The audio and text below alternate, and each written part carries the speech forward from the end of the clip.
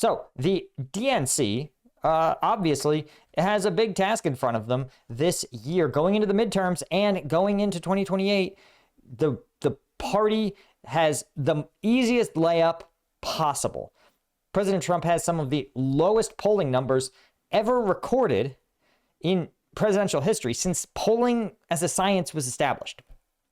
And so all they have to do is field a ever so slightly alive number of candidates, and they should be able to just kind of just alley-oop their way into power. Now, obviously, the number one problem is ensuring that we still have like a free and fair democracy, because, you know, we're seeing now in southern states like Louisiana and Alabama, actual primaries are being canceled mid-primary. People have already voted so that they can redraw their maps now that the Voting Rights Act has been declared illegal. So if we can successfully get to elections, which we probably will, I mean, it takes a lot to like end the U.S. democracy.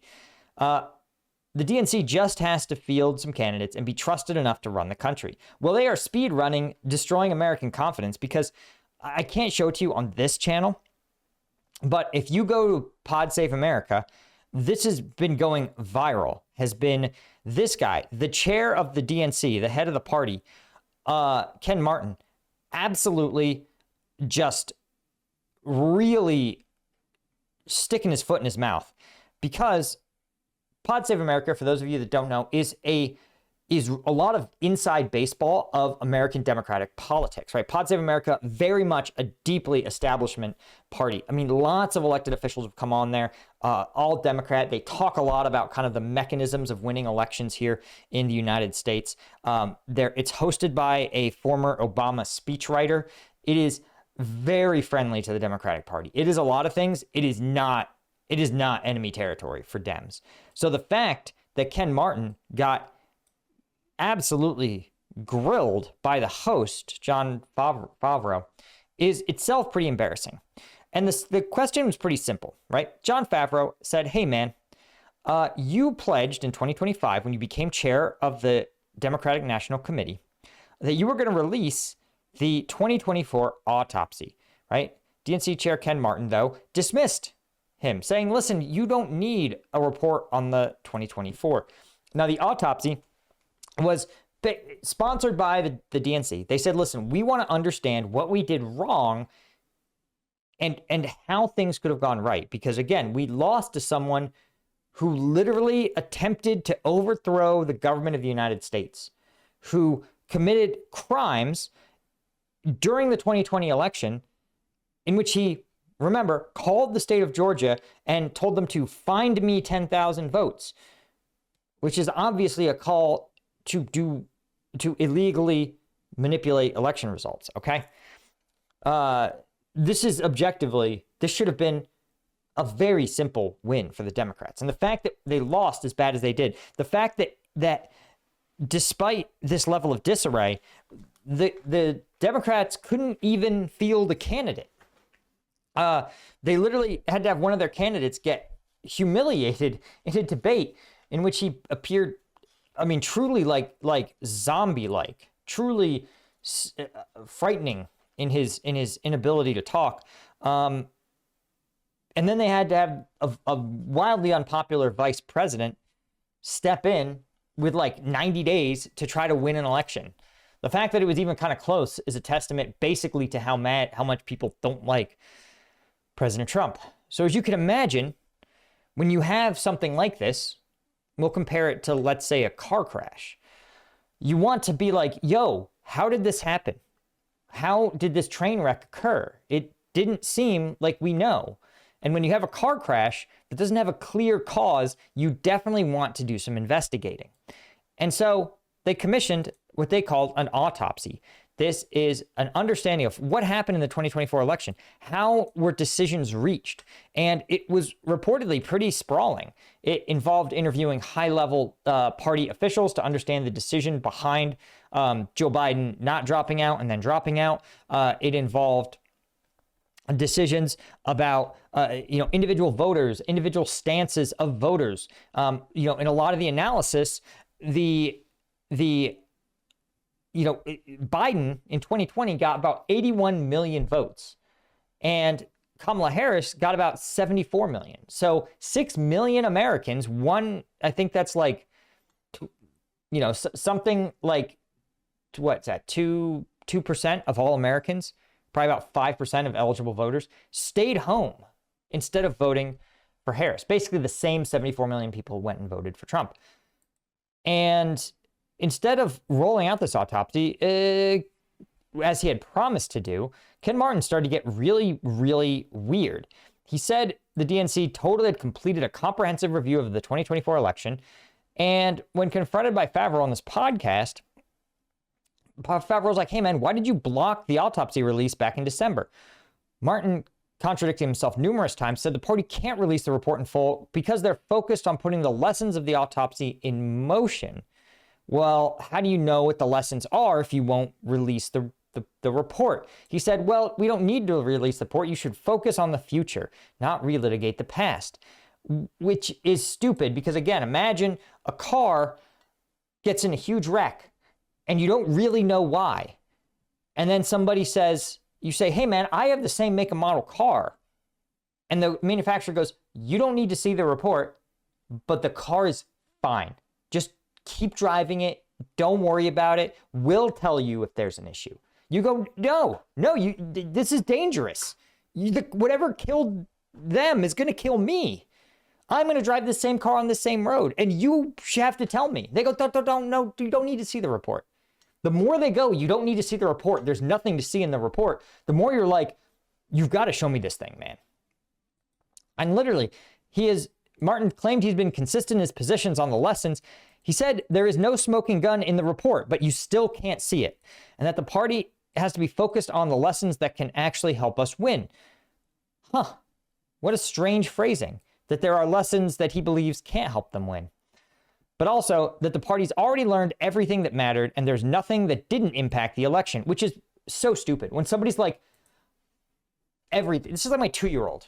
When I'm like, what do you want to eat for dinner? She goes, everything. I'm like, this does not bring us any closer to deciding what you're going to eat. I'm like, you cannot eat everything. You have to pick some things. By definition, some things get eaten and some things don't. So saying everything impacted the election, also, like, we don't have, no party has infinity money. No party can do everything. You have to set priorities. And by understanding how much these things impacted makes a difference. Again, he's saying it's important for me, instead of navel gazing and looking backward and trying to relitigate 2024, he said it's important for the party to learn the lessons of the election, right? And he also claimed that totally, because he had put the lessons into action, we don't need to release the report. It's absolutely absurd. Right? What happens, Ken Martin claims, what ends up happening here is that people, of course, we want to weaponize the report in a way to look backwards, point fingers, place blame in a way that doesn't actually keep us focused on the upcoming election. But instead, the navel gazing and focusing backwards takes us backwards. Again, the car crash analogy. This is like the car company being like, guys, why are we looking backwards at the past? Okay? Yeah, it was bad that car blew up on the road. We all agree. But the important thing is to move forward and not think about questions about the past, like, is my car safe to drive? How will I make sure my car doesn't explode? Those are irrelevant questions. You can check. We'll tell you if there's any lessons that you need to learn about exploding cars. But trust us, you don't need to read the report, and we won't be letting you read it, but there's nothing in there. They say, actually, the car exploded because of everything. There were all kinds of reasons it exploded. I know you're going to want a smoking gun, like there's some cause or someone put on a part wrong, but there just isn't. So we should focus on comprehensive car safety. I mean, you see how absurd this sounds? This is like exactly what he is describing, okay? Then he claimed it was done by an unpaid advisor to the DNC that didn't actually cost them any money.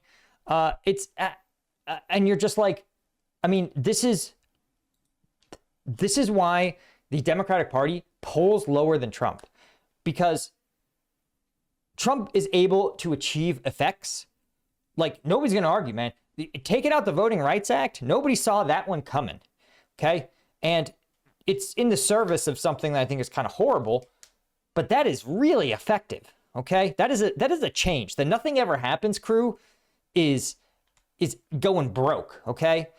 But the Democrats, they are as weak as Trump. They're losers. Like it's like they have an aversion to winning.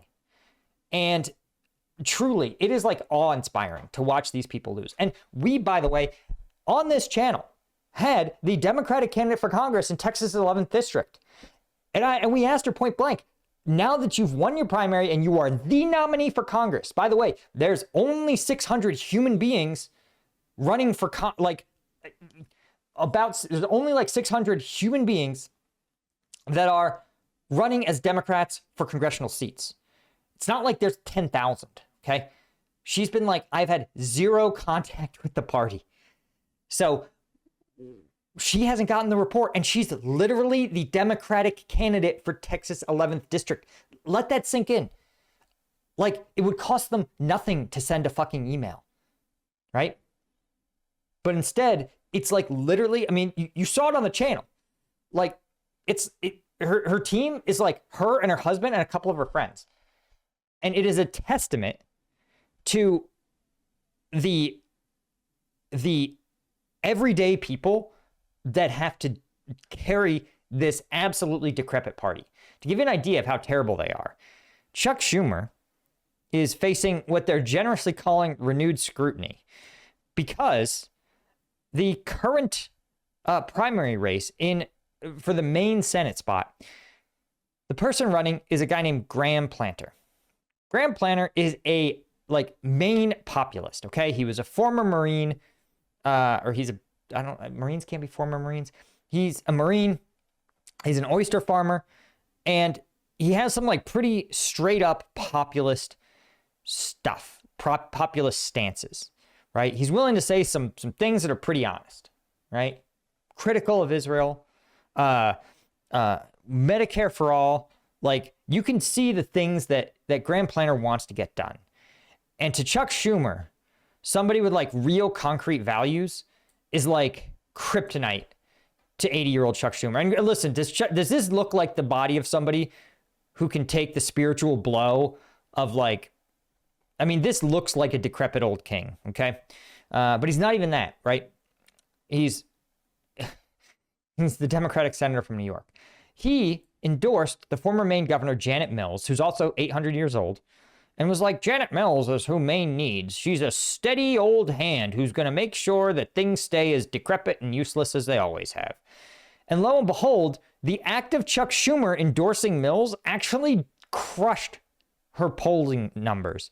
And she had to drop out because she was getting destroyed by Graham Planter in polling numbers and in fundraising, right?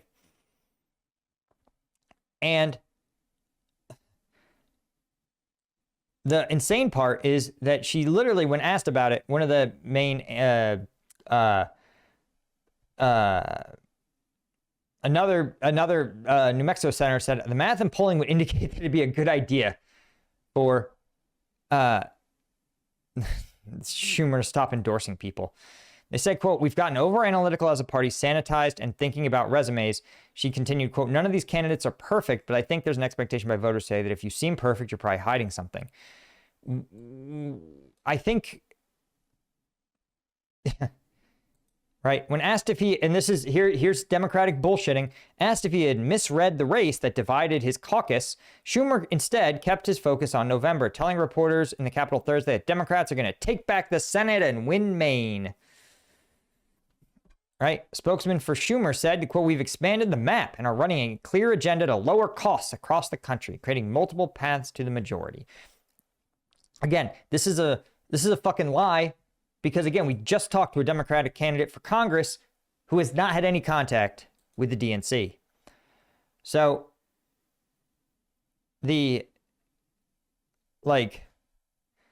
a lot of strategists, again, being very critical. It's not like having the establishment stamp is helping candidates win anyways. It's having the opposite effect, as we saw in Maine. I mean, again, these are people who have failed to deliver anything. I mean, the thing that makes Trump humiliating is that Trump is clearly a fucking idiot, right? I mean, he's somebody who claims you can reduce the price of a drug by 600%. It's not possible, right? You can, if if a $100 stock drops 99%, it becomes $1, right? If it drops by 600%, your calculator breaks. So Trump is a fucking idiot. And yet, he has managed to radically reshape individuals' experiences with the government, right? Like, huge swaths of Americans in basically any metro area have seen ICE agents, like in person, rounding up people at fucking grocery stores, okay? The, like, tens of thousands of troops from communities across the country have been deployed to Iran. Like, these are not hypothetical changes. The big beautiful bill radically changed most people's tax returns this year, right? Gas prices. So Trump is very, very transparently, he shut down USAID. Trump has very clearly proven that even with a very narrow majority, you can do things in the government. And the fact that the Democrats for 15 years have been the party of, well, technically, FAR rule paragraph 281B says you have to provide 60 days of notice before you say anything mean about a big bank, and you can't say anything mean within 60 days of them getting a bailout. So, sorry, looks like they're going to ruin the economy and get away with it. And yeah, dude, the Chuck Schumers of the world are just like, why? People are like, why would I vote for someone who is going to tell me why nothing is possible, why no change is ever going to happen, right? So, yeah, when you see these things, again, and you look at it, most people can smell someone who has real values, okay? That's one of the realities here. And the only value that I can say that Chuck Schumer has demonstrated consistently is loyalty to the foreign country of Israel. And that's not me being a shit talker. That's a direct quote from Chuck Schumer, who describes himself as loyal to Israel, right? Let's see if I can find the exact quote from the guy. Yeah. He says, I have many jobs as a leader, and one is to fight for aid to Israel, all the aid that Israel needs. Hear me out. How about you give aid to Americans? How about all the aid that Americans need? And then, if there's any left over, we can give it to countries that align with our strategic objectives.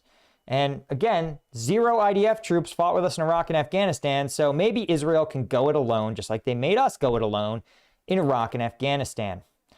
On the job of support Israel, right? He says, I will always fight to give Israel what it needs. He says, when someone says being Jewish and supporting Israel means you're not loyal to America, we must call it out. These things, this is a lie. Supporting Israel, being Jewish, proud, great. America is a country with no official religion. Religions of all kind are welcome here. You don't even, and I'm not even going to say, well, you can't support, you can only have one top country. And if that top country isn't the United States, then you need to go serve that country. And if your experience of Jewishness means loyalty to Israel first, that is the country you should live in. And so the fact that, one, New Yorkers have a responsibility for this trash. Again, there are so many patriotic American Jews.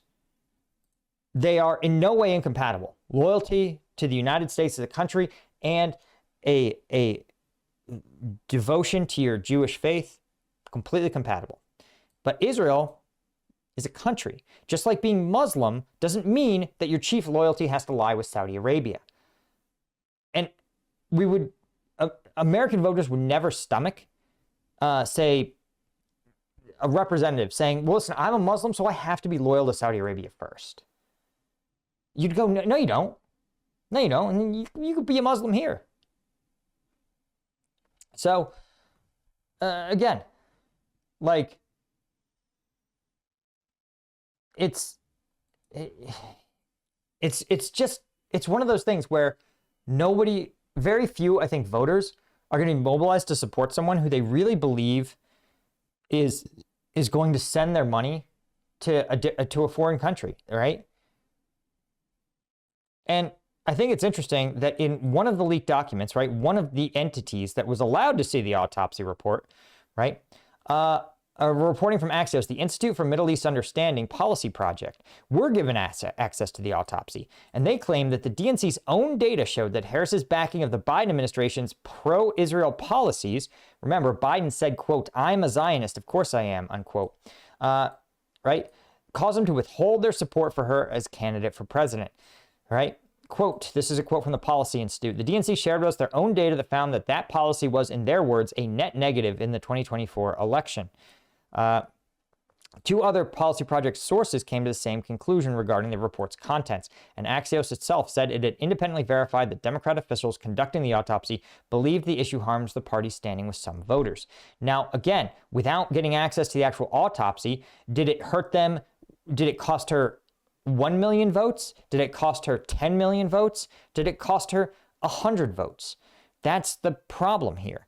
Again, like, if Harris had polled 5 million more votes, right, a net loss of only 1 million from Biden, she would have probably crushed the election and taken it. But again, polling after the 2024 election showed that a significant portion of voters withheld their support for Harris. The survey demonstrated 36% of voters knew at least one individual in their personal lives who didn't vote for her because of her support for Israel. And again, I don't think that is the chief issue here.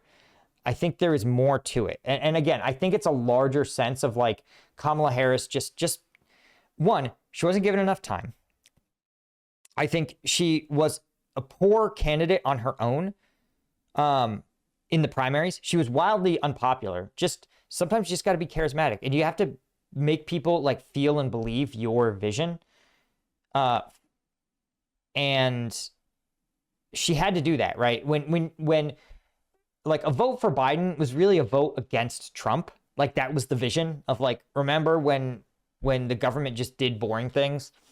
But you can't, but in 2024, you didn't have that option, right? You needed to communicate a vision of a future. You need to communicate some kind of better country. And yeah, she had 90 days to do it, and she never really like look at her housing policy. Her housing policy made absolutely no fucking sense. I have a master's degree in economics, and I could not understand. It was going to like subsidize construction, housing, but it didn't make any sense, right? And it was one of those. It was a classic ineffective policy mumbo jumbo that was never going to go anywhere, right? Instead of something that the average American can see and feel and touch. You know what I mean? And again, if there had been primaries, she could have had a chance to A, refine that message, or B, we could have found a candidate that did have this resonant vision, a real vision of like, what does it look like? Because I mean, look, dude, this country, I mean, look, we invented artificial fucking intelligence, okay? You mean to tell me that we've unlocked this amazing technology, and you're like, well, the future is going to be one with no Trump. I'm like, what are you talking about? Make Americans feel it. Say, listen, thanks to AI and Medicare for all, we're going to be reducing healthcare costs. We're going to tax everyone that makes, everyone that has a net worth of $1 billion. We're going to charge them 1% of their net worth. And that 1% is going to fund Medicare for everybody. And we're going to use AI to deliver those services fast. We're going to use telemedicine. It's going to be cheaper than it's ever been to get you and your family the care you need, right? Like that feels like a vision. Your kid gets a cold. You just log in to your portal, you dial it up, you're talking to a doctor, AI's taking the notes, right? He says, Here, you need an antibiotic, you're going to pick it up at your pharmacy. The AI sends it off, doctor clicks one button, boom. Feel that vision. Like, it feels real. Not that I'm like the candidate, but do you understand what I'm trying to talk about here? Like, the world could be a badass place, but instead, our tax money goes to fucking bomb Iranians 13,000 times to replace the Ayatollah with the Ayatollah. So again, and don't worry guys, the DNC's all over it. Make sure you guys hit the subscribe button, check out another video here, and of course, become a member at combatvetnews.com for access to an entire archive of premium videos, including combat footage that YouTube would never let me show you. The link is in the description. And of course, a huge thanks to all of the Combat Vet News members.